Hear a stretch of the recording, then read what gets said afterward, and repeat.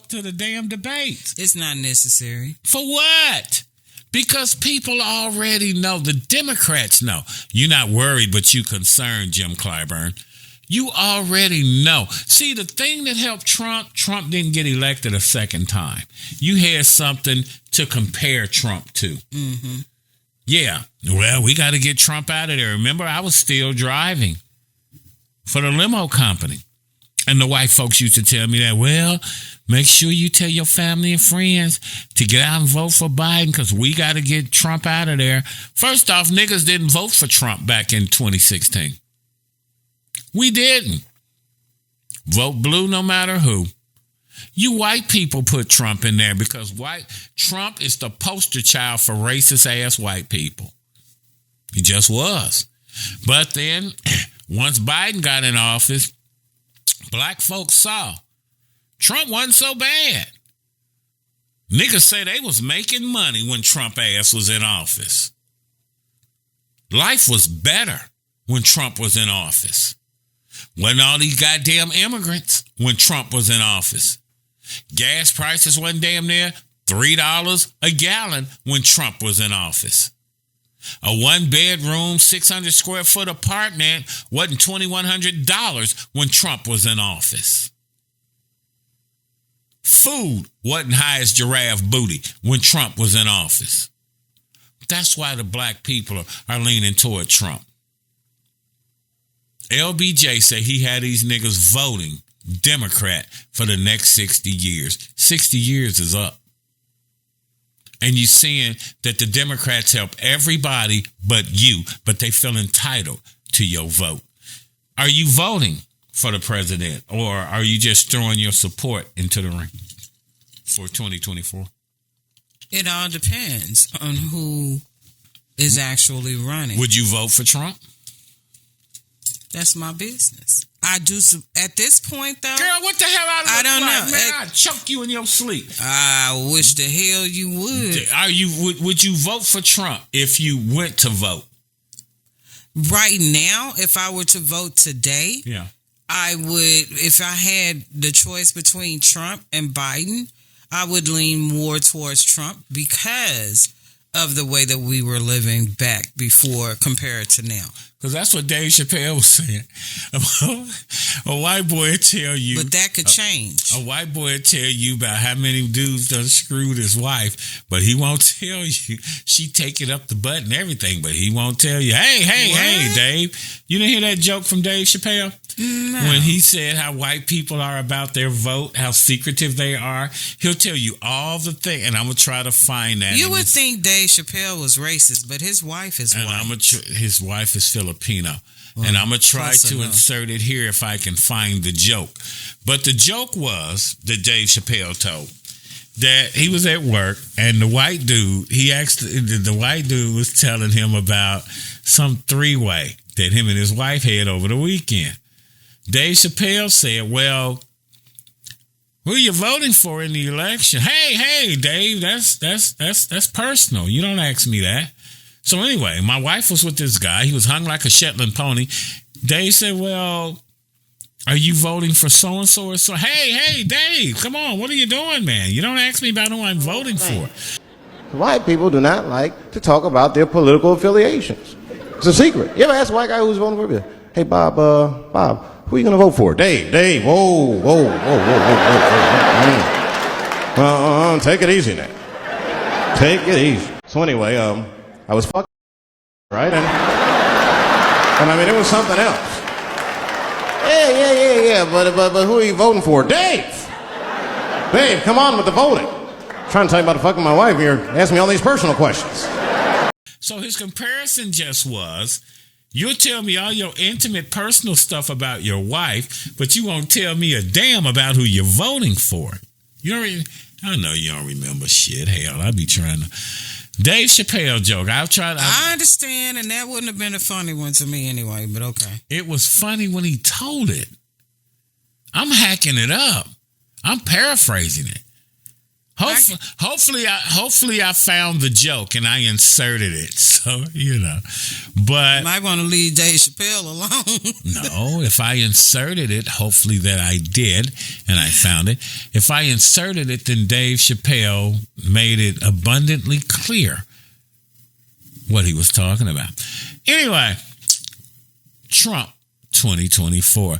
Let us know what you think. Who are you voting for? Are you fully with the Democrats? With me, nigga, no reparations, no fucking vote. No tangibles, no vote. See, here's what went down with that. In 2020, I went with Yvette Carnell. It was between Yvette Carnell and Tariq Nasheed. Tariq Nasheed said, don't vote for none of their asses. Yvette Carnell said, well, we got to vote because we got to stay in the system. We got to keep playing the game. Now, she is starting to see it the way Tariq Nasheed sees it. You ain't giving us shit, nigga, to hell with you. And that's where most black folks are today. See, black men ain't voting for the Democrats. Black women are getting on board as well. Because, see, it's divide and conquer. Oh, well, it's the black women that put Democrats in office. Who else do they do like that? The Asians?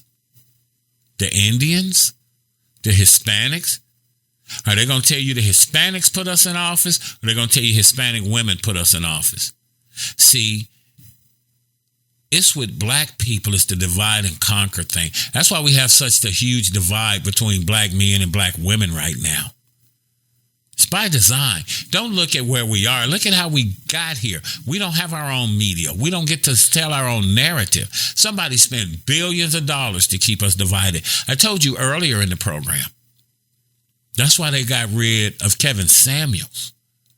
Kevin Samuels was working to get us back together and to show black women that you got to get off your high horse with this material shit about money and what he needs to have, this, that, and the third. Do you think an Indian woman whose husband owns a hotel waited until he bought the hotel motel to start getting with him? Or did she get with him before he bought it? And now she works either cleaning rooms, running the books, taking care of the money. It's us they done that to. J. Edgar Hoover was asked in 1958, what's the biggest threat to America? J. Edgar Hoover said the biggest threat to America is the unification of the black man. We got to do any and everything to keep these people separated. When they had the March on Washington with MLK, there was no internet. How'd you get all them people out there? Black radio and the black church. So in 1993, Bill Clinton came in and he deregulated radio. In radio, you could only have one radio station in a city. Deregulation meant you could buy however many you wanted. There used to be over 300 black-owned, not black radio stations. Here in Dallas, Fort Worth, the number one black radio station was K104, but it's owned by a Jewish guy. Stevie Wonder owned a radio station.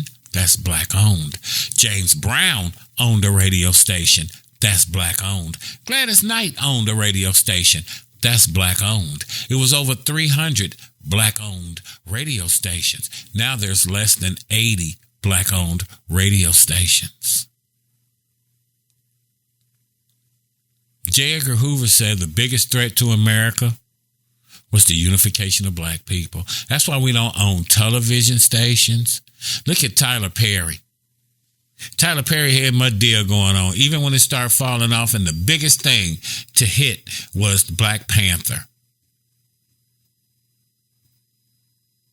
Why didn't he pivot and start doing shit like that when he saw that black folks was interested in that? That nigga kept on with mud deal. And he went into the black church, and through religion and comedy, he made you accept drag queens and whatnot. He made you accept the femininity of black men. That's why the Cat Williams shit was so hot. Cat Williams been pointing this shit out to you. It's all by design. These people spend billions of dollars to keep us separated. Because like in soul food, what the grandmama said? When we all by ourselves, can't get shit done. I'm paraphrasing. But when we become a fist, we can strike a mighty blow. You're up.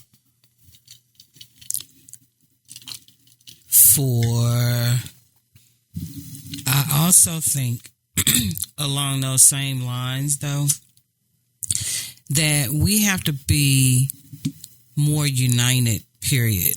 We're too busy infighting amongst each other over a bunch of BS. But somebody paid to put us here. Don't look at where we are. Look at how we got here. But that's just like a lot of times when people are holding people's parents responsible for the decisions that they make as adults. It's the same thing. Once you become of a certain age, you know the difference between right and wrong. That part. And so the decisions that you make, you can't necessarily blame it on someone else when you as an adult make your own choices and decisions.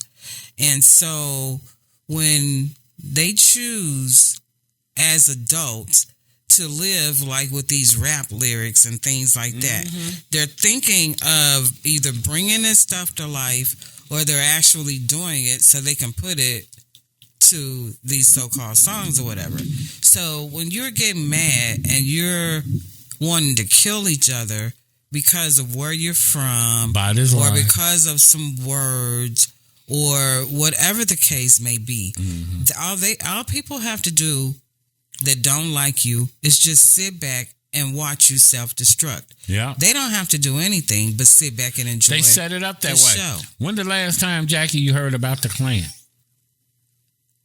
It's been a while. However, the last time I did hear about the Klan, it was them being told to infiltrate the police departments all around everywhere. They have. They've infiltrated the police departments, the court systems, the school systems, anything. That's why it's called institutionalized racism. It's in all institutions. Banking. What do you think redlining come from? Why do you think you can get a home loan, a car loan, a student loan, but your ass can't get a business loan, even though you got $500,000 in the bank and an 800 credit score? Yep. But this one was deliberately having them specifically go to these police departments for the reasons that we all know. Yeah. As you see what happens all the time. But I just think that folk need to use their heads and make better decisions. Yes. Because just like with these rap songs and things like I was talking about earlier, rap came from our generation as far as when it first started. 1979. And it was all good, clean, fun. And they were very music. Popular. Yeah. And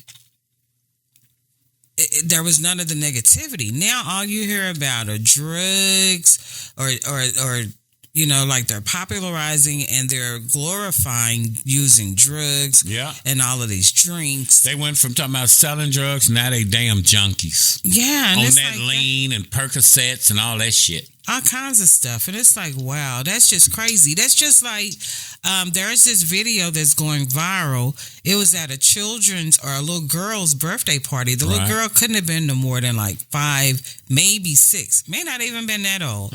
But they were doing karaoke and it was just a room full of these little girls and they was dancing off of Sexy Red and what's that other one's name? Yep. Sukihana. Yeah, and it was like these raunchy songs. I want my coochie stretched and I want to eat a nigga's ass. And these little girls were just all over the room just dancing and lip syncing to this song. Remember the ballerina lady? Huh? Who's the lady who taught ballerina? She said that in her class, she was on TikTok. The teacher. Yep, yes, the teacher. That was crying. And was crying. Yes. Because she in here trying to teach these young black girls, 6, 7, 8, 9, 10, 12 years old, about being a ballerina. And all they wanted to hear was Sexy Red going to Pound Town. Yeah. And then there was another article that I came across where they had a video, and there was again a room full of young girls, and this time they were teaching them how to pole dance. And so again, the question with this one was, how young is too young to be teaching these kids how to pole dance? You didn't hear that. Remember when you were a kid? How old were you before you finally heard Millie Jackson? I don't recall. Probably in your damn 20s, late teens, early 20s. Yeah. When you finally heard Millie Jackson. Yeah, I don't remember. I know you don't. Because that was kept from you. And like the lady said, I'm trying to teach these girls class, civility, how to carry themselves, and they want to hear Sexy Red talk about damn Pound Town. Oh, yeah. Back in my day when I was a child, when adults were in a room and they were holding a conversation, all children had to go out of the room. You couldn't be up in the middle of grown folk conversation, and you couldn't be listening or any of that. The kids had to go into another room where y'all could go play or do whatever it is you're going to do, because the grown folk was going to be in the front doing whatever it is that the grown folk do. But yeah, the children were going to be nowhere in the vicinity. So you definitely was not going to be exposed to raunchiness when it comes to music. Why are you looking all down my throat while I'm talking? Take your ass outside. Okay. Yeah, that's Trump crazy. 2024. What do you think? Do you think Trump is the answer? Do you think perhaps someone else is the answer for the Republican nominee?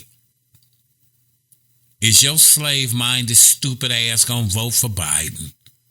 Like you don't see what the hell going on in your world. A 600 square foot apartment is $2,100. Wasn't that way when Trump was here? And that depends on where you live as to what the price is. You can't afford shit. In New York, the average price is over $5,000 for an apartment. Yet these immigrants getting everything. You saw in the clip, the man told you, no money for you niggas because you lazy. What do you think? Is it Trump 2024 or is it time to move on with someone else? Put that down in the comments. Let us know what you think, and we will respond back to you. There should be term limits and age limits. Should be term limits on and age limits. PushGapRadios.com. Dallas, baby. You said this chick spent $1 million on her reception from her wedding. What's up with that? A wedding in Atlanta,